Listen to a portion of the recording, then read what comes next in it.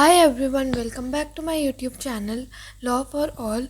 सो हमने अपना एक टॉपिक स्टार्ट किया था article of association. Last video में हमने उसका मीनिंग, डेफिनेशंस, उसके टेबल्स में जो जो चीज़ें लिखी हैं, क्लॉजेस, वो देखा था। और एक और टॉपिक देखा था कि अगर हम अपनी कंपनी का आर्टिकल ऑफ एसोसिएशन बना रहे हैं तो हमने टेबल्स को किस तरह से अडॉप्ट करना है, कैसे हम टेबल्स को अप्लाई करेंगे। ठीक है, क्योंकि आर्टिकल्स में हमारे 5 टेबल होते हैं, टेबल एफ से स्टार्ट होते हैं, FGHI। ठीक है, तो आज जो हम पहला टॉपिक देखेंगे वो है आर्टिकल्स और मेमोरेंडम। हमने दो अपने डॉक्यूमेंट्स पढ़े।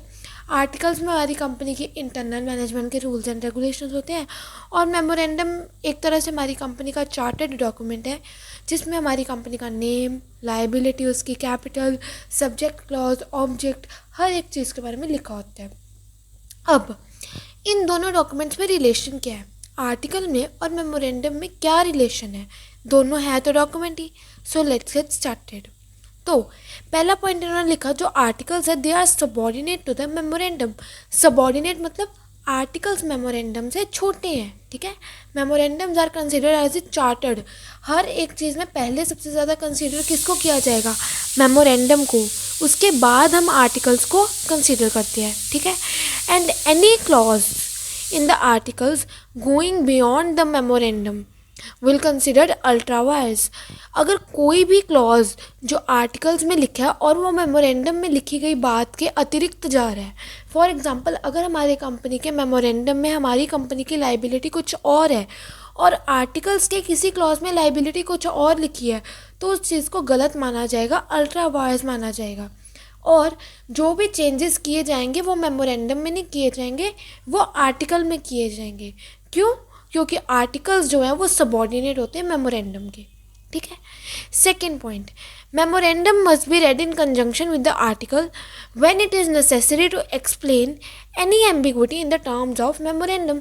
वैसे देखो, मेमोरेंडम अलग है, आर्टिकल्स अलग है।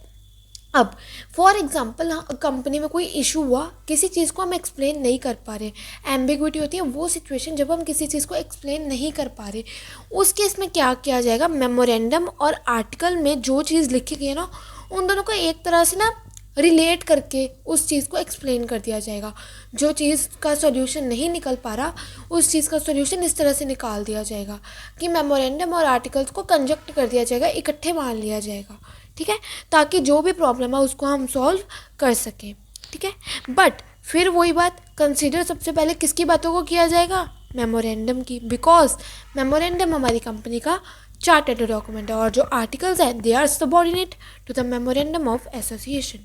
ठीक है, नेक्स्ट लाइन क्या है? द आर्टिकल ऑफ एसोसिएशन में एक्सप्लेन और supplement the memorandum of association but can not extend और एनलार्ज इट्स स्कोप।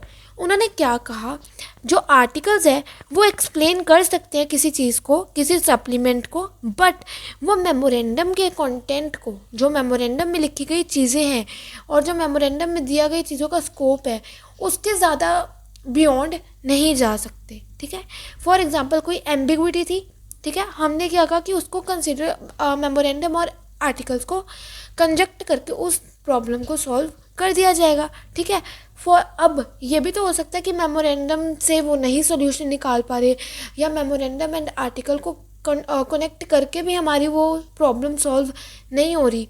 ठीक है, तो क्या किया जा सकता है? हम आर्टिकल्स को पहले कंसिडर कर लेंगे, अगर उसकी हेल्प से प्रॉब्लम सॉल्व हो रही है तो पहले उसको कंसिडर कर लेंगे। बट बात वही है, मेमोरेंडम में लिखा गया स्कोप कट नहीं किया जाएगा। चाहे हम आर्टिकल्स को कंसिडर कर लेंगे बट मेमोरेंडम में लिखी गई बात को अनदेखा नहीं करेंगे। ठीक है, नेक्स्ट पॉइंट क्या है? The terms of memorandum can not be modified और controlled by the article of association. देखो, हमने सीधा कहा कि जो आर्टिकल्स है वो सबॉर्डिनेट है, तो वो मेमोरेंडम को कैसे कंट्रोल करेंगे? ठीक है ना, तो आर्टिकल्स कैन नॉट कंट्रोल और मॉडिफाई द मेमोरेंडम। ठीक है, but memorandum can control and modify the articles. ठीक है, अगर मेमोरेंडम में कोई बात कुछ और लिखी है, आर्टिकल्स में उसी बात के बारे में कुछ और लिखा है, तो चेंज किस में किया जाएगा? आर्टिकल्स में किया जाएगा, मेमोरेंडम में नहीं किया जाएगा। ठीक है, मेमोरेंडम में चेंज सिर्फ तब किया जाता है जब हमारे किसी कंपनीज एक्ट में कोई प्रोविज़न आई है, ठीक है, या गवर्नमेंट ने कोई प्रोविज़न ला दी, ठीक है, या पार्लियामेंट ने कोई प्रोविज़न ला दी, तब हम मेमोरेंडम में चेंज करते हैं। वरना अगर हमारी कंपनी के रिलेटेड कोई चेंज है तो वो आर्टिकल्स में किया जाता है, मेमोरेंडम में नहीं किया जाता। मेमोरेंडम में चेंज तब किया जाएगा जब हमारे कंपनीज एक्ट के प्रोविज़न में चेंजेस हुए हैं, ठीक है। अब नेक्स्ट पॉइंट क्या है, the articles do not exceed the power of company as laid down by the memorandum, ठीक है। उन्होंने वही यार जो हम ऊपर पढ़ रहे हैं वही बात उन्होंने नीचे लिखी कि आर्टिकल्स जो है वो कंपनी के जो मेमोरेंडम में जो जो चीज़ें लिखी है, मेमोरेंडम में जो कंपनी के मेंबर्स के बारे में पावर्स है, जो कंपनी के शेयर होल्डर्स की पावर लिखी है, जो कंपनी की अपनी पावर्स है, उनको एक्सीड करने का हक आर्टिकल्स के पास नहीं है, ठीक है। ये किस केस में कहा गया था, एशबरी वर्सेस वैटसन के केस में कहा गया था। केस लॉ का नेम नहीं याद होता तो लेट इट बी, उसको याद करने की ज़रूरत नहीं है। सिर्फ वो चीज़ देखो कि उसके अंदर क्या कहा गया था, केस के अंदर क्या चीज़ का कंक्लूजन निकला था, ठीक है। अब articles that go beyond the companies affair, कोई ऐसा आर्टिकल जो कंपनी के स्फीयर ऑफ एक्शन के बियॉन्ड जाता है।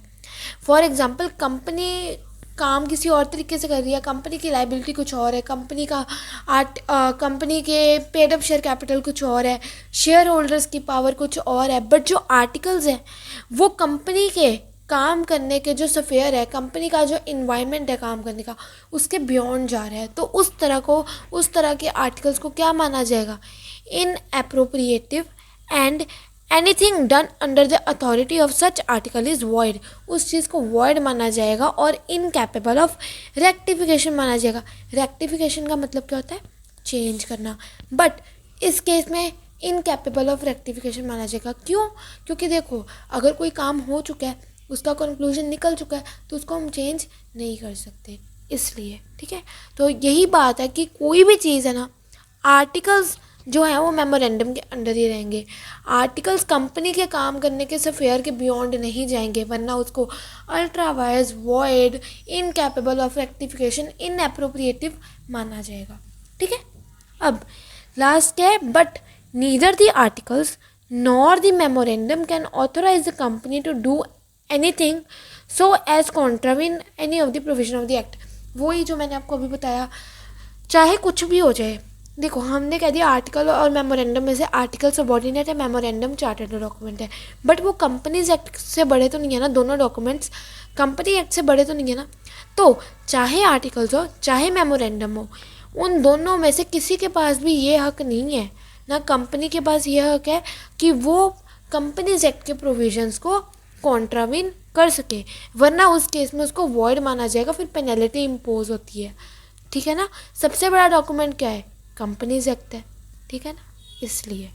अब एक बार हम इसको दोबारा देखते हैं, इन्होंने क्या कहा, आर्टिकल और मेमोरेंडम में क्या रिलेशन है। Articles are subordinate to the memorandum. जब हम किसी चीज़ को एक्सप्लेन नहीं कर पाते तो उस केस में मेमोरेंडम और आर्टिकल को कंजंक्शन करके, मतलब कनेक्ट करके एक दूसरे से तो एक्सप्लेन कर दिया जाता है उस एम्बिग्विटी को, ठीक है। जो मेमोरेंडम में लिखी गई बातें हैं वो आर्टिकल्स के अकॉर्डिंगली मॉडिफाई या कंट्रोल नहीं की जा सकती, ठीक है।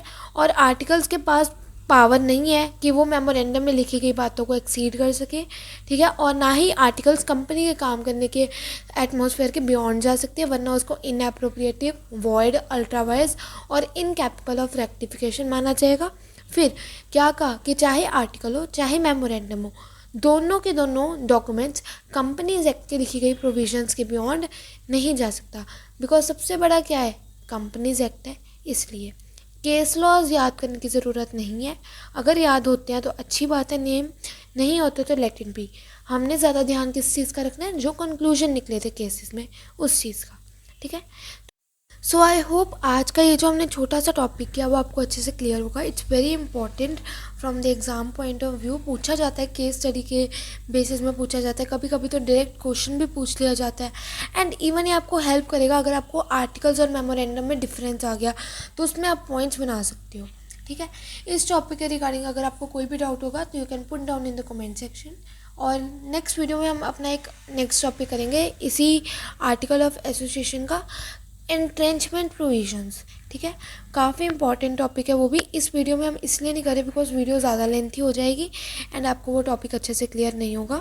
ठीक है, तब तक के लिए ये रिवाइज करते रहो and do not forget to like share and subscribe to my channels for more updates.